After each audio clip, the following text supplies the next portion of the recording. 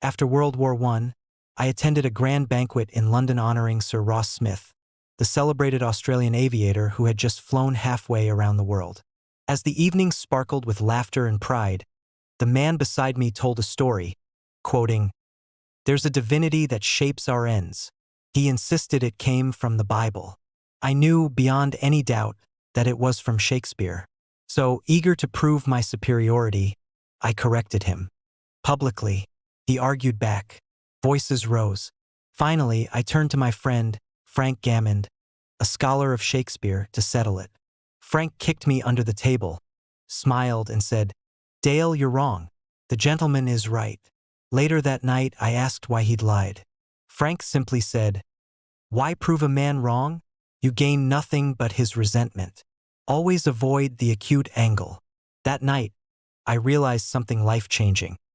Even when you're right, proving someone wrong almost never wins you anything worth keeping. For years, I had loved to argue with my brother, classmates, anyone who'd listen. I even taught debating in college and once dreamed of writing a book on it. But after a lifetime of observing arguments, I discovered a painful truth. There's only one way to get the best of an argument: to avoid it. Avoid it like a rattlesnake or an earthquake. Why?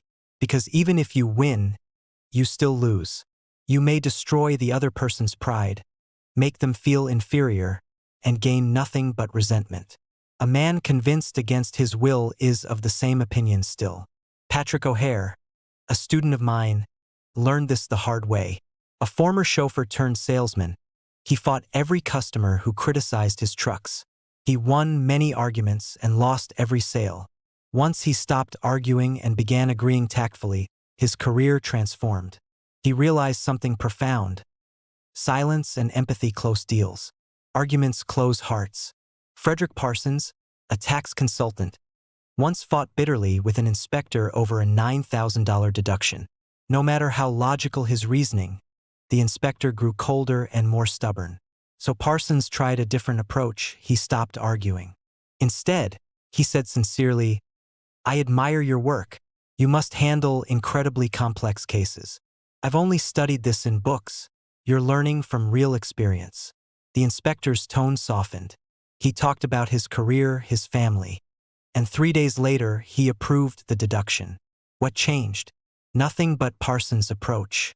When the inspector's need for importance was met, his hostility vanished. As Buddha said, hatred is never ended by hatred, but by love. Likewise, arguments never end through force, only through understanding. When you let people save face, you turn conflict into cooperation. The goal isn't to win, it's to connect. Abraham Lincoln once said, "Better give your path to a dog than be bitten by him in contesting for the right. Even killing the dog would not cure the bite." Wise words, and still true today. When two people argue, both lose, one his pride, the other his peace. Instead, welcome disagreements. Listen first.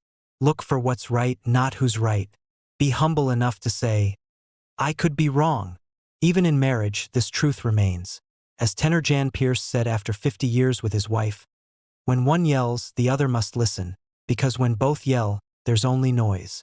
So, when faced with an argument, pause and ask yourself, is winning worth more than peace?